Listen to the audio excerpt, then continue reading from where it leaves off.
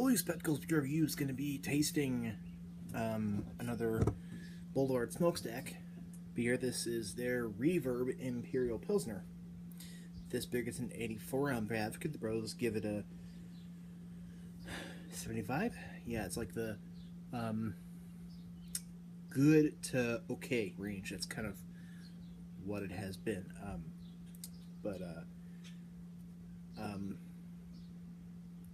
Boulevard is, of course, out of Kansas City, and every single Boulevard beer I've ever had has been amazing. They recently have this new Calling IPA, which I find to be just outstanding, and I think this is just great. It's another smokestack beer. They have their regular little bottles that come in 6-packs and whatever, and 12-packs, which are also delicious. Then they have the smokestack series, which is like this: the Dark Truth Stout, the Long Strange Trapel, the Tank 7, the Calling IPA, the Double Wide IPA. You know, lots of different stuff there. The Bourbon Barrel Quad. You know, they have tons of different stuff there. This is a Imperial Pilsner. Never have I seen an Imperial Pilsner in a big cork bottle like this, so it's interesting. You'll see the little knob thing. It's like reverb is, if you play electric guitar, it's like, it's an effect that you can get in like a pedal. So it's like an amp, looks kind of like an amp for an electric guitar. It's 7.7% alcohol, and it says best by 3/2/2014. Really? It says best by 3/2/2014, which is weird.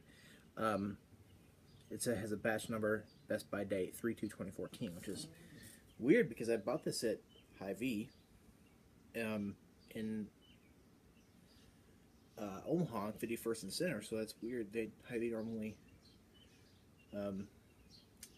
has good rotation. That's weird. It's number 16 in the Boulevard Smokestack series. It's 7.7 alcohol by volume, so curious if this is old or what. But it's 7.7% alcohol, so I would assume that, you know, it's okay, you know, even though it is a Pilsner, so we'll see. Look at that smoke. It says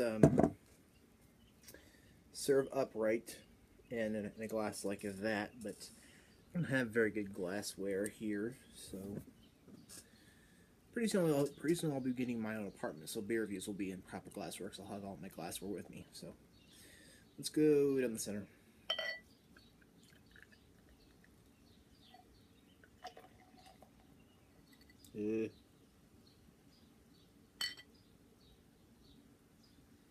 Wow, that thing's active.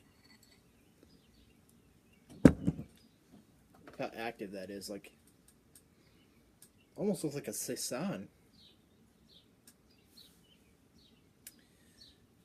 Hear the fizzing? It's fizzing like a soda. Yeah. That is a very porous, kind of like biscuit colored. Like, it really looks like a biscuit almost. Like the color does, but it's weird. Cream colored head, but it's very porous. The body is very hazy and definitely opaque, and bunch of chunks going around, a few streams of bubbles, and it is a straw yellow. It really does look like a saison to me, so we'll see. It's still crackling and fizzing. I doubt you can. I don't know how well my sound on my iPad picks this stuff up, but it's still doing that. It smells like an authentic German Pilsner to me. It smells what it smells like. Just like a real authentic, like, German Pilsner. It smells very crackery and bready and biscuity. Like white bread. bit more biscuity on like the biscuity side. Smells sweet, kind of like a little bit of spiciness too.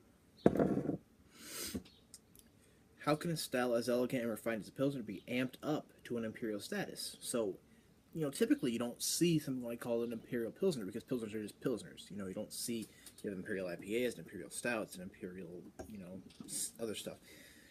But you don't have Imperial Pilsners that often, so this is definitely a new thing.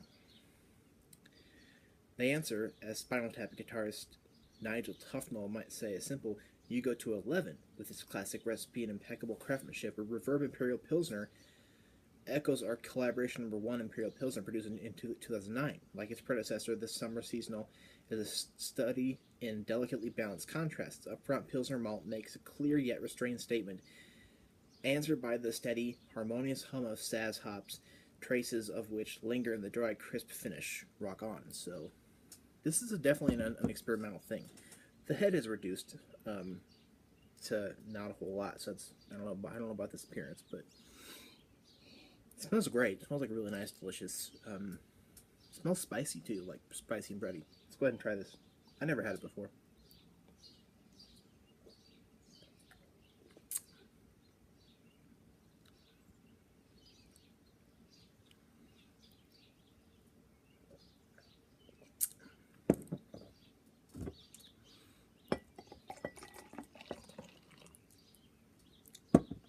Definitely like the head that it builds up right here, but then it kind of goes down. That taste is very unique. Like, that's not what I was expecting. Like, I don't pick up any Saz. I don't pick up those Saz hops on the nose, but definitely get them in the taste.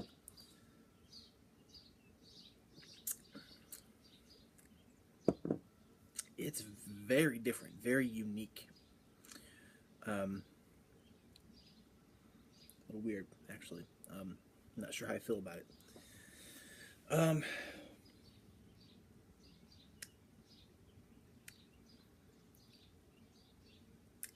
kind of like, just like I'm not sure what to think right now.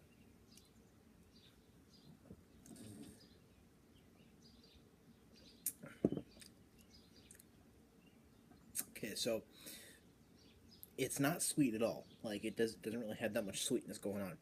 But there is a definite bready biscuity thing going on, a tad bit of spiciness, so there is a saison-like aspect. So it starts off like a saison and ends like an IPA. Really. So, in my opinion, this doesn't fit any kind of. It smells like a real authentic German Pilsner. Tastes nothing like that. Like an authentic German Pilsner, you're going to get crackery, bready, biscuity malts and a tinge of hops. But here you get, starts off like a nice spicy, biscuity, bready saison, ends with a weird tasting IPA to me. So it begins like a saison, ends like an IPA. So you get the bready, brawly malts, biscuitiness, crackeriness, spiciness even, and then it transitions to very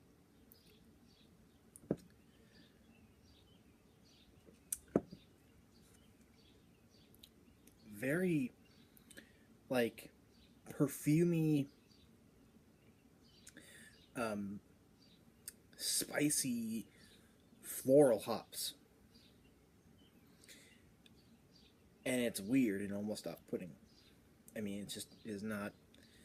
So I'm kind of confused. Like, it says Pilsner, so I'm thinking I'm going to taste one thing, and then I taste a saison, and then I taste an IPA, so I'm like all confused here. So, you know, mouth feels prickly. It is very active, very carbonated. So, it does, it's very active, like a saison might be, or even some Pilsners.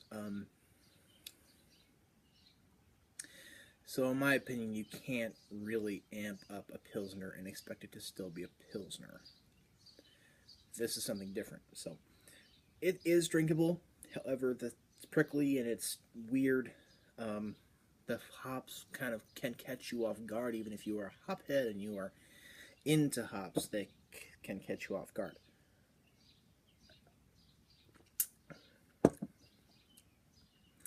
It's growing on me as I drink it. Like when I first was drinking it, I was just like weirdness, but it's growing on me. It's not refreshing, but I was gonna give it a C because I'm weirded out. But I'll go ahead and give it a B. I think it's definitely interesting and it's definitely unique, but it's very weird.